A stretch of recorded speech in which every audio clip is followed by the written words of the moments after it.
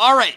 Coming in at number 21 on our organizational value rankings. It's one of our best friends of the show. It's Egor Sokolov, a guy without a contract right now, but he got his feet wet at the NHL level last year, 5 games played, got his first NHL goal, and we're hoping that a summer in Stittsville can help him build on that heading into the fall.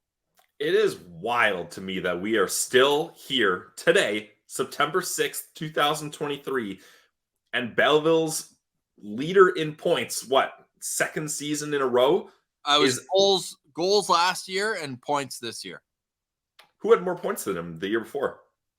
Good question. I'll figure that out. Okay. Well, either way, one of Belleville's top players consistently is without a contract. It's mind-boggling that they can't get this done.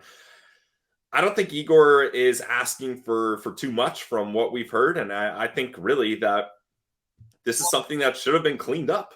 Bruce Garriock reported it, so I feel more comfortable being able to say it because we don't want to be news breakers, especially when it's people who we trust and we're have a good relationship with. But it's AHL salary that's the sticking point here, which seems absurd. So what it works out is in an entry-level contract, you get a signing bonus. I think it's $92,000 every year. And then you make your base salary afterwards. Now, if you were to get that base salary plus signing bonus every year in your job, wouldn't you consider that your salary? So if somebody's basically trying to give you a raise on only your base salary, but without a signing bonus, and you're taking like a $50,000 pay cut to play after you've produced, it just seems to me like that's a ridiculous ask. And the answer is Jake Lucchini had one more point in 8 more games. So okay.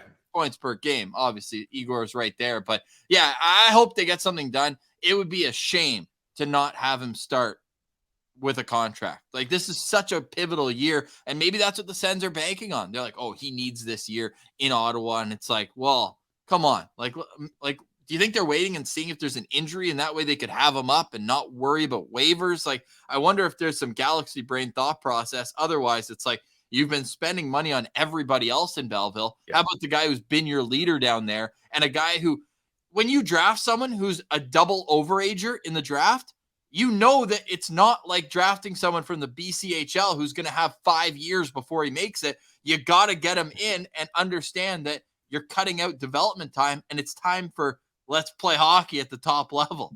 Yeah, he scored an NHL goal last year. Like, I don't know. It is wild to me that this isn't done, but we can move on from the contract stuff and talk about Egor as a player, because for a guy that's unsigned, it doesn't seem that way. He's out there on the ice. He's working very hard this offseason, as he has the last couple off seasons, and he's doing everything he can to show this team that he's committed and he's doing what he can to improve as a player. And last year in Belleville, he had in 70 games, 21 goals, 38 assists, good for 59 points. And then in the NHL, 5 games played, 1 goal, 1 assist. And this is the tough part for me is only 7 minutes average time on ice. Like a guy like Egor, he's playing top 6 in Belleville. 7 minutes a night in the NHL with the type of players he was playing with was not putting him in a position to succeed. So if you give him a legitimate chance, I'm talking 10-game sample on a third line with more offensively minded players,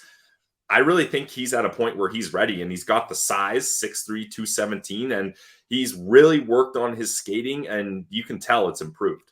Oh, that's the one thing. I can already see the comments on YouTube right now talking about the skating and this and that. Well, Shelly Kettles is historically well known around the Ottawa parts of being kind of a skating whisperer. So hopefully she does her thing with Egor over the summer. They've been working together. And what I love about Egor is that he understands that's never going to be his strength. So what I think we saw from him a lot last year is just trying to play in the offensive zone and try to be puck possession focused and trying to make sure that he's not giving away opportunities the other way, where he's going to have to be the first guy back checking. And, maybe that's somewhere that's still a work in progress for his game. But the offensive numbers, and he's always been an offensive player. Just look back his last years in the QMJHL as well, with Russia at the World Juniors, where he was able, I believe he won bronze with them. I could be mistaken.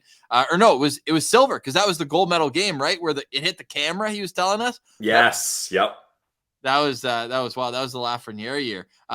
So in the AHL last year, 70 games for Egor, 59 points, 21 goals, right? Like the numbers are all there in the AHL. He's the franchise leader in points. He's the franchise leader in goals, I believe. And, he's right there in games played as well. I think he's just a few off of Jordan Murray, who has that record in spades. But when you look at what Egor needs to do at the next level, yeah, it's pace. Like, I don't even want to call it skating anymore. It's just pace. Like, you got to be able to, make quick decisions all the time. But the shot is elite. He showed he can use his teammates, and not freezing up when he was one-on-one with the goalie, right, in a third period against Tampa there. I love that. Just made 1, 2, 3 moves, slips at 5-hole on Brian Elliott, and I'm hopeful that he can continue that. Like, I know maybe it's an unpopular opinion, but I still have him in pencil as my third-line right winger. They're going to have to move money. The third line is not going to be Pinto, Kubalik, and Joseph. No. It's just not. They can't afford it to be.